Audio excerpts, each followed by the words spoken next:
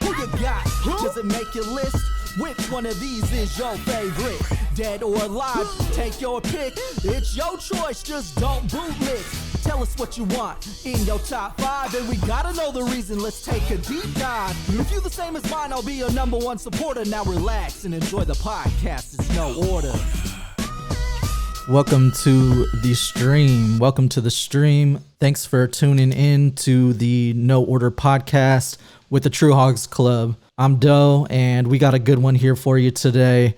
We're going to bring in our co-host today, and as always, we got our boy in the studio, Bear. What's going on, Bear? How you feeling? What's happening, Do? I'm feeling good, man. We got a great show today, I think. We got something that I know that a lot of people have been waiting on, as far as a topic that people probably would expect right away from the No Order Podcast, and just a top 5 podcast in general. So I know you're pretty juiced about this. I know you got a lot of opinions and things to say on the matter, not in a negative way, obviously, but just in general. So are you ready for this one? I'm ready. I feel who we got on our special guest today is gonna definitely give us a good 5 and have us really debate on why he chose his. But I think he's going to have a good one. I know this guy for a while. His type of music has always been solid. So I'm ready to hear it. Awesome. Well, I do want to shout out our Twitch channel. Feel free to follow us on Twitch if you aren't already. Twitch.tv/True Hogs Club. You can also find us twitch.tv/No Order. You can follow us and become a supporter on Patreon as well. I know you see these N64 games that we got over here. Yesterday, we were playing some Blitz after the stream, and we do have some Mario Kart. And I think we're going to get into some 007. Is that right? 007 plugged in right now, ready to go. All right. For our Twitch gamers out there. Slappers only. Yeah. Let's see what's going on. For sure. Okay. So stick around for that after the podcast. And without further ado, I want to jump into it here. So let's do this here on the No Order Podcast. We got a special guest here today. Special guest on the line. We got the homie Emcee Birth on the line. How you feeling today, Birth? Yo, what up? Doing good, man. Just chilling. Awesome, bro. Back right now. I'm glad to hear. Heard you was a little under the weather, but we really thank you for tuning in and joining us here on the podcast. Yeah, I went out to Vegas for EDC. Had to go out there, get my fist pumping on. Had a lot of fun, but came back with COVID. So EDC stands for Everybody Dies of COVID. Well, we really appreciate you taking the time, and I know that you're excited for this one just as excited as we are for the topic today. Bear, what's the topic that we got? Top 5 MCs. Top 5 dead or alive MCs with the No Order Podcast, and we're gonna jump right into it here, Birth. What do you got for us? Yeah, man. I can't lie. This is a tough topic for me, so I feel like it's constantly changing, But I'm just gonna take a run at it to see how this goes. Hey, it's your list, not anybody else's. So I had a tough time choosing what to put as number 5, but I think I'm gonna go with number 5. I'm gonna go with MF Doom, and that's MF Doom. Like coming up when I was first growing up, I slept on him. I didn't get into him for a minute, but if you go and listen to his music, he's a phenomenal MC. He Absolutely. Came out with Operation Doomsday in '99. Yep. And that was basically after, if they don't know the history, MF Doom was in the group KMD, Causing Much Damage, with his brother, and it's a trio, I believe. And then his brother got killed basically crossing not a highway, but anyways, he got killed, hit by a car, hit and run, and Doom just back then he was Step Love X, just disappeared and then came back in '99, Operation Doomsday, and there's just that whole album is just amazing album right for sure. Yeah, solidifies him as like a hip hop legend. You got tracks like Rhymes Like Dimes, Gas Drawers, Doomsday, and then fire. Yeah, I definitely know that there's a lot of mystique around Doom himself. I know a lot of people thought that maybe he was a member of Wu-Tang, maybe other stories that they've heard, because if you don't know Doom, he wears a mask on stage, right? Always kept that. Yep. Absolutely. And Deep Fried Friends is one of my favorite songs from Doom. Yeah, man. The whole Food album is fire. And yes. Then, of course, he had Mad Villainy with Madlib, which that just has a bunch of bangers. And then one of my favorite random ones he did was under the name King Ghidra, which he has the album Take Me to Your Leader. And that album, to me, is just crazy. It's crazy good. If you haven't heard that one, definitely go check it out. Yeah, but I just feel like, he solidified, and it's just his versatility on the mic and his vocabulary and his rhymes so unique, so talented. Absolutely. R.I.P. to Doom for sure. R.I.P. And I will say that even his death was kind of a mystery. Yeah, you remember that? Yeah, I don't think his wife released any info on it. Yeah, and it was unfortunately during like COVID time when she at least announced it, I guess, to the public. But I guess if you're a true fan, you might have known. But it sounded to me like it wasn't dropped to the public to be public knowledge. One of them that I really like from Doom is the Sade mashup. I don't know if they were like together or on that or anything. I think someone just made it, but I would recommend going to check that one out as well. So MF Doom, one of the top 5 MCs for Emcee Birth on the No Order podcast. That's a really good one. Yeah. What do you got for your number 4 on the No Order podcast here, Birth? All right. For number 4, and again, it's tough because everyone's got different opinions. But for me, I got to drop in at number 4, Black Thought from The Roots, Wow. That's one of my favorite MCs, man. Oh, yeah. And I had to go, I came into, maybe in the 2000s, I discovered The Tipping Point, which was their 2004 album. And there's a song on there, I think it's like track number 5, the Web, where you just get Black Thought just coming at you, man, like just raw, bar for bar, no hooks, no breaks, just nonstop bars. And I mean, in my opinion, just go listen to that one song, Web, off The Tipping Point, and that right there just proves that he is one of the greatest ever. He just gets into it, and plus you have it's unique in the sense that he has a band behind him, whereas you don't see a lot of MCs getting that. And then of course, just like I said, I discovered him on The Tipping Point, so I had to work my way back, and then you go to the album Phrenology, which came out in 2002, I believe, and that has the classic song The Seed on it. Right. And then you have the song Pussy Galore, Complexity. You get this different side of him, a more kind of laid back, smooth type. And then there's a classic album too. I consider a classic album Things Fall Apart, which came out in 99. And the tracks like Dynamite, Double Trouble, which has Mos Def. Shout out to Mos Def. He's definitely one of the best. And Adrenaline. And I don't know if he's on your list, but he's definitely on my list. And Black Thought's for sure on my list too. He's definitely up there. And most people probably know him now from the kind of late night with Jimmy Fallon, because the Roots are on there. But I love Black Thought's 75 bars. He has a line. Super lyrical with Big Pun. Yeah, Big Pun, huh? Yeah, he's definitely got a ton of features, and then of course well respected, and just the bars are crazy. I think with the Funkmaster Flex, when he went on there and just did a 11-minute freestyle or something, some crazy long freestyle. It's just off the hook.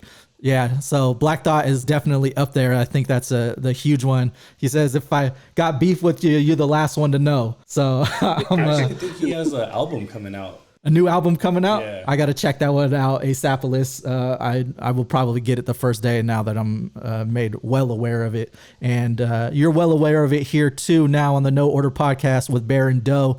We got Emcee Birth on the podcast with us with his top 5 dead or alive hip hop MCs, and MF Doom and Black Thought are his 5 and 4. These are in no order. So what do you got for your 3rd on the list for the top 5 MCs, Birth? Yeah, actually, so I did put them in order, actually. That's why I'm putting MF Doom at 5, Black Thought at 4. Solid. Number three, I'm going to go with Nas, man. Yeah. Nas. Hey, Bear, I think Nas might be your number 1.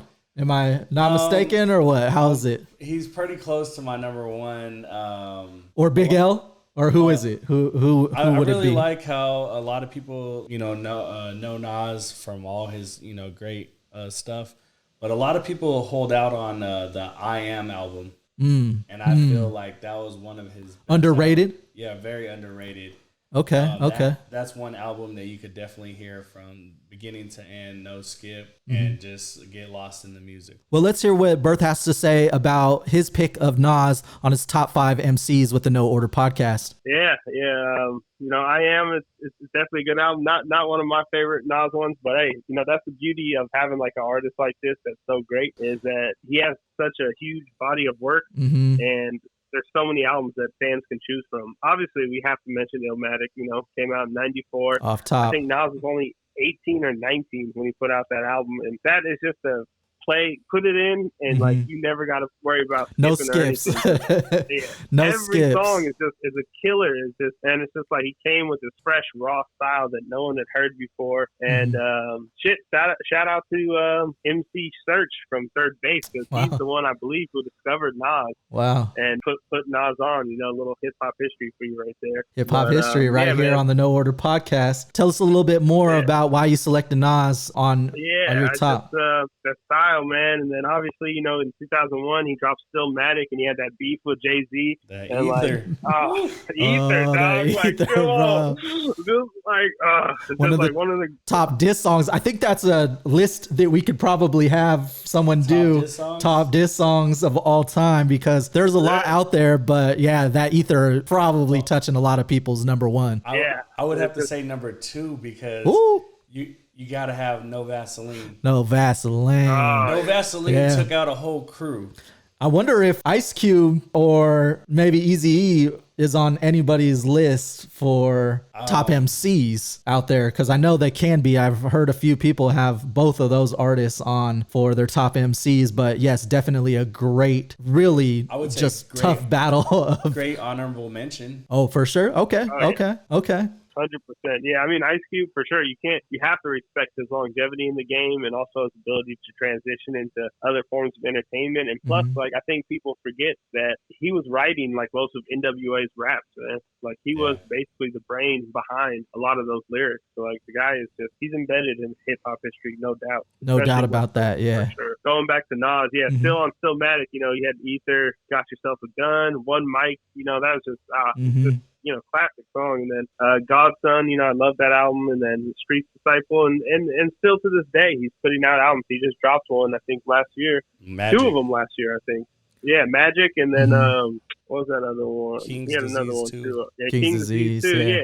That was a pretty good one as well in its own right. Still doing it till this day. Yep. And of course, well respected in the culture, obviously. And I've seen him in concert at least a dozen times, I want to say. Something crazy amount. I go and check him out every single time that he's in concert, especially if he's in the Bay Area. And a lot of hip hop acts get a really bad rap for just kind of the performance that they put on. And I will say that that's kind of like with the Roots as well, because they have a band. It's just something that I really enjoy. So Nas and the Roots, I enjoy seeing them in concert. As being a hip hop group or performance, they still put on a hell of a show. Oh, yeah. But yeah, man. So yeah, Nas, hip hop history right there. Still doing it. Respect the longevity. And I think that's something to say about, before I move on to this next one, it's just, for me, music in general and the appreciation of it is like, I love music that's timeless, You have these artists who create this music that it doesn't matter when it was made.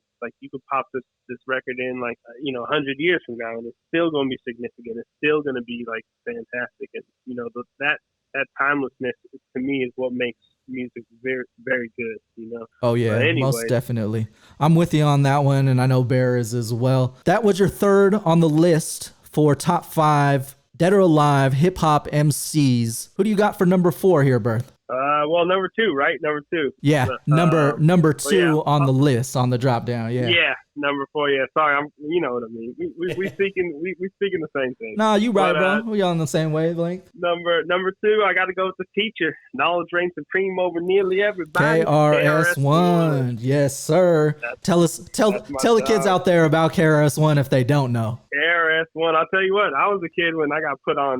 Shout out to my 10th grade geometry teacher. He heard me listening to some headphones, and he came up to me and told me, "What do you know about hip hop?" And and I, I was still just a young knucklehead, and he put me up on KRS-One, and it literally changed my life, man. It changed the way I thought about. He made hip-hop. It all congruent for you, for sure, right? Yeah, you know it. Already know. Tell us about KRS-One. Yeah, man. So KRS-One, he came out in 1987, I believe, was, so the album Criminal Minded came out, and it's actually under BDP? Boogie Down Production. Yeah, BDP, which is, him and Scott LaRock. Criminal Minded, man, was just, fire hip-hop album. Some people say it's considered to be one of the earliest gangster rap albums because, he's really on that, gangster rap type of tip. And, he has a song 9mm Goes Bang, that talks about South Bronx on there. Another classic song, where many would argue is where hip hop started. And then, of course, going back to this song, you have the iconic diss song, "The Bridge Is Over," where KRS-One just taking out a whole borough, man. Like, that is just well respected in the hip hop community for sure. And where Nas is from, Queensbridge, but I know it wasn't necessarily against Nas at the time, obviously. I believe it was MC Shan. That's who it was going against, I believe.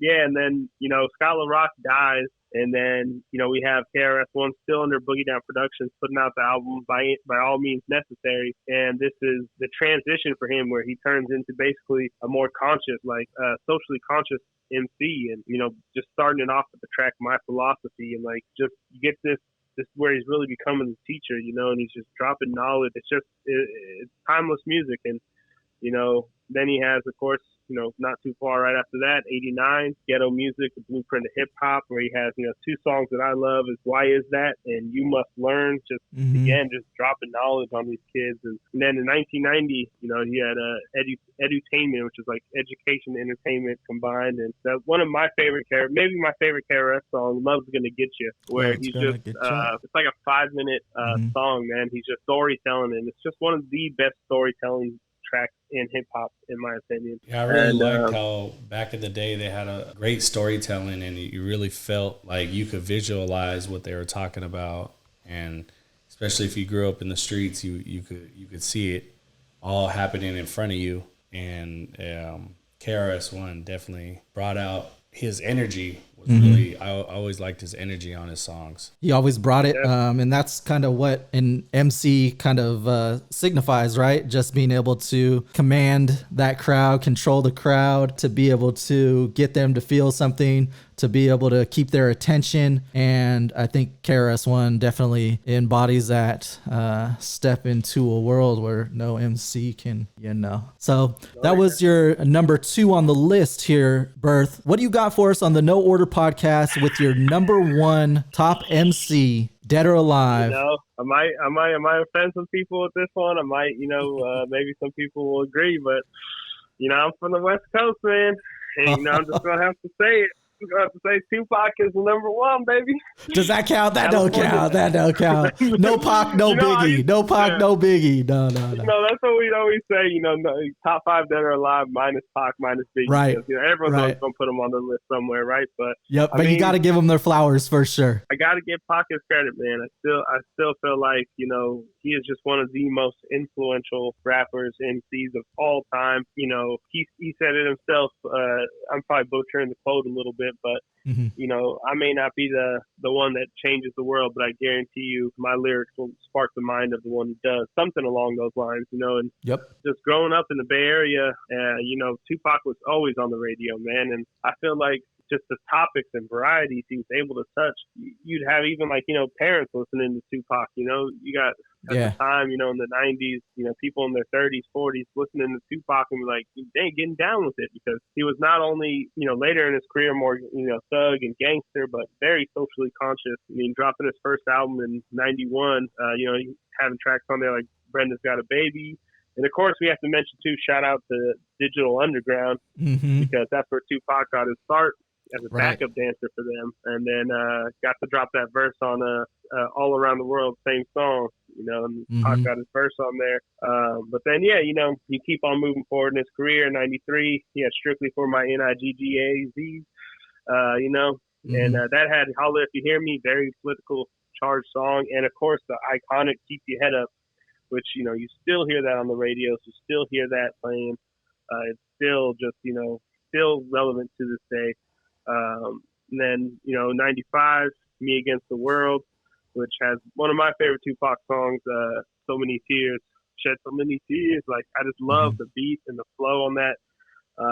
And of course, one of his most, if not maybe his most iconic album, All Eyes on Me. All Eyes on Me. Came out in 96, and I could list tracks off there, man, but you pretty much just listen to damn near the whole album, man. Right. The whole album. Yeah, no skips on that one album, either. Yeah, it's a double album, right? Well, yeah, and then it is a double album. It's just, yeah, man, and it never stops. Like, it's just every single track is just fire. Like, and I know that Bear has Tupac pretty high up there on his list as well. Oh, yeah. You got a favorite song from Pac? Well, he had that range. You have, know, from Dear Mama to Hit 'Em Up. Right. Like, Hit 'Em Up just brought that where it was just like, if you're talking about diss songs too, like, he's got diss songs for sure. So and then that Dear Mama, it's something, that's why even the parents love it, He absolutely. That range where he could bring anybody to like his music because of what he was able to talk about and what he lived through and what he saw at a young age.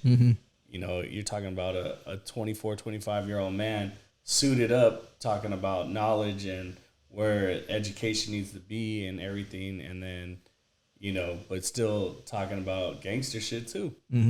So he knew what he was doing in all aspects of his music. Absolutely. So that's breaking ground. I mean, puts out an album in '96. After he passed away, his first album, under the name Machiavelli, and that album hit #1 on the Billboard. So, crazy. Like that's just like how much influence does this man have in the game that he was able to put out an album after he already died, and that shit still went to #1. Like. Yeah, and he still had albums coming out because all his unreleased music that he did. Yeah, I think Eminem did one for them on the Aftermath with like Dr. Dre and stuff like that. Just like mashups of just stuff that he had recorded, which he still had great songs on it. Until the End of Time and Better Days. Yeah, Thug's Mansion, for sure. Definitely. But I got some honorable mentions for you guys too, if we got time for that. Of course. Cool. Shoot them. Fire our way. Yeah. Of course, it was hard, trying to decide if I wanted Eminem on my top 5 or not, but he's up there, man. You got to give credit where credit's due. He's, changed the game. Not that I feel like, race or ethnicity is a huge topic that we have to mention, but, with Eminem, he definitely broke the mold with that. Crazy talented guy, just fire albums. Yeah, game-changing lyrics. Another personal favorite of mine, I have to put in there, of course, E40, being from the Bay Area, 40 Water, man. Like, he's just 100% unique. Like, just like you talked no about one like him. Longevity. He got it. Yeah, exactly. Still putting out games and still getting, and you always just talking about the Warriors earlier. You already know. You think of the Bay, he's gonna be front row, courtside, right there. Yeah. And man. I always loved how he went with what was going on at the time. He didn't just stay and I have to stay true to just this one style or anything. A hyphy movement or something of that nature. He right? really, whatever's going at the time, he could adapt to and made his own little verse from it or made his own little style where it was like, oh shit, 40 came out with a new banger and it fits the times. Yeah, stayed relevant, and then he just dabbles into so many different things. I'm definitely an entrepreneur and CEO, a real boss on alcohol, food, ice cream, everything. Yeah, anything and everything, and then definitely a staple and needs his legend status to be solidified with everything that he does. People better put respect on E40's name for sure. A couple other ones I got for you.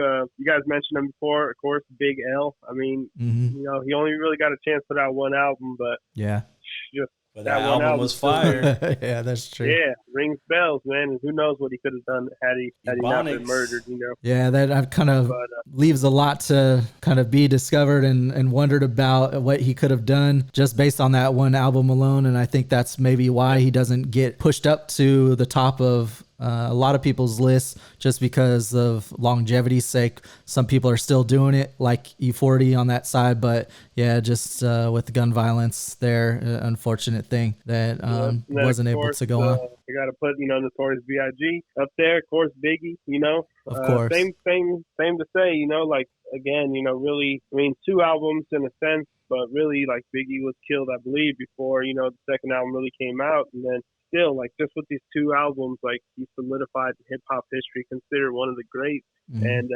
his flow, just 100% unique, and his delivery and the way he could just, like, say the words, it's just like, man, he just sits with you. Like, everyone's out there repeating Biggie's bars, like, he's iconic, man, like he always will be. And then, of course, I got to mention one of my favorite hip-hop duos, People Under the Stairs from Los Angeles, man. Oh, yeah. One of my, if not, I'm going to say it's the best hip-hop duo in hip-hop history, man. Like, just underground guys, aside from me and myself. But R.I.P. definitely to Double K. I know he just passed away. R.I.P. Yeah, Double K. And then last honorable mention I got to put on here, just, being a Bay Area boy, just Andre Nicotina, man. I feel like he doesn't get enough love. And, he got an incredibly unique flow and just, crazy bars. And, yeah, man, he's just he's an icon in my opinion and always will be. Still doing shows, still touring. Still out there grinding on the grind. Yeah, absolutely. Yeah, the Killer Well shoes too. He got new shoes out. I seen that commercial. It was pretty dope. For sure. I don't know about the shoes themselves, but hey, to each their own. But with that, we want to say thank you again for joining us here on the podcast, Birth. We definitely respect and appreciate your list. And I know a lot of people out there are going to have very similar list to you, but maybe they got some people on there that they didn't know about. So for sure, go check those out. Here on the No Order Podcast, we want to thank you again for coming on the podcast, and we're going to stay and kind of chat a little bit too. Before we leave you, I know you've been hearing the other podcasts. I want to hear a couple of your mentions on, I want to hear the cereal mention. You got an opinion on that or what? Oh, yeah. I'm a big boy. I got some opinions on cereal for sure. You know it. All right, man. I'm just going to hit you. I got the list right here for you. All right. Before we hit the people with this list, we're going to take a 30-second commercial break here. So you're going to stay on the line with us here, Birth? Yeah, I'll be here. Right on. We appreciate that. Stay tuned on Twitch to the No Order Podcast. We'll be right back. Support the No Order Podcast on Patreon today and follow True Hogs Club on Twitch. All right. Welcome back to the No Order Podcast with Bear and Doe. We are on the line with Birth, who just gave us his top 5 Dead or Alive Emcees in no order. And now we are going to get some opinions on previous topics that we had, and one topic on that list, that previous list, is the cereal list. So I know Bear was wondering this, and I know that Birth had some heated or strong opinions, I should say, on this list. So I'm bracing myself right now for it. But what do you got here for us? I'll just try to make this one quick, but it's just I'm a simple man when it comes to the cereal. So first off, gotta have some Honey Smacks. You know what I'm saying? Honey Smacks, okay. Honey Smacks. Is that like the sugar smacks or what? Yeah, it's like the them little brown, like almost a little like pebble looking. Yeah. Got the frog on it, get your ass jumping in the morning. Okay, I'm familiar. For real. That's like a sugar rush and a half right there. Oh yeah, and then of course, I gotta give a shout out to Fruity Pebbles and Cocoa Pebbles. I put them on the same damn level almost. Okay, I got the Fruity Pebbles as number 1 on my list. Fruity Pebbles, Cocoa Pebbles. It's a little bit further down, though. They got the Fruity Pebbles and marshmallows now, too, though. I ain't had that yet, so I got to try that. Yeah, bro. I'm trying to avoid diabetes, so, I can't have the marshmallows in the game when it comes to cereal. Too late. I'm definitely in the game when it comes to cereal, so I'm up on all of it. Oh, yeah. And then I got to, I don't know how people feel about this, but I got to give some love to Frosted Mini Wheats, man. Oh, yeah. Frosted Mini Wheats, classic. Fire. I know a few people that have that on their list, and we might have another cereal countdown again in the future. As long as you don't have peanut butter Captain Crunch on there, you're doing pretty good in life. All right. And then, I got to give a shout out to Honey Nut Chex, man. I love all Chex, but the Honey Nut, woo! But I used to love when you could throw the your own sugar on the Chex, the originals, and add some banana to it. That used to be fire too. Yeah, unlike the Frosted Flakes where you couldn't necessarily do that. The cornflakes, you had to do the cornflakes with the banana. Oh yeah. You know what you had to do if you really want to be fat? You know what I mean? You got to get some of that Hershey syrup. Put that on top of the rice. Time out. Let's hear this concoction you made up real quick. Say that again. If you in the chat, let us know if you throw a Hershey syrup on top of your cereal. You got that rice Chex or the corn Chex, you know what I'm saying? They're kind of bland, so get some of that little Hershey syrup, you know what I mean? Hey, if you want to be even more, throw a donut inside of it. Is that it? You just throw the Hershey syrup? Hey, dog, I'm trying to try that. Put that Hershey syrup on top of what? Get that mix the same on top of the cereal, Chex. and then which on Chex. Chex. Oh, okay. You can. Chex. Okay, I suppose you can do that because they got the Chex mix that has chocolate in it and whatnot. Well, no, that's what I'm saying though. But like, I was thinking he was adding something with it, but he's just throwing the chocolate. So it's gonna be like a chocolate Chex mix because of the milk and everything. It's gonna all you know. We might need to go to another commercial break while I head to the store real quick. now sitting back and hearing it, I gotta try that. Hold up. He might have something going there. Let us know on Spotify if you have tried the Chex with the chocolate syrup, or if you plan to on Spotify, on Twitch. Let us know with the No Order Podcast. Emcee Birth, we really appreciate you having you on the show. Thanks for joining us as well. You got anything for the people out there that you want to mention? No, man. Just, keep living life, y'all. Stay safe, you know what I'm saying? Reach out to your family, reach out to your friends, make sure everyone's in good health, keep grinding, just work towards the goals that you want to see to change your life for the better, you know what I mean? Let's all be the best version of ourselves. Absolutely. Yes. Take heed to those words. We do want to have you again on the podcast, so we hope that you're up for it. I think this was a really top-notch one here. I feel I need you to have something food-related, though, top 5 food-related. So we're going to have to pick your brain on that. Do you want to try and hop on like burgers or pizza spots or candy? Who knows? We'll stay tuned for that one. Oh, yeah. Thanks again, guys. Thanks for having me. I really appreciate it. And much love to the No Order Podcast. Thanks, bro. Appreciate it. All right, y'all. I'm out of here. All right, peace. Peace.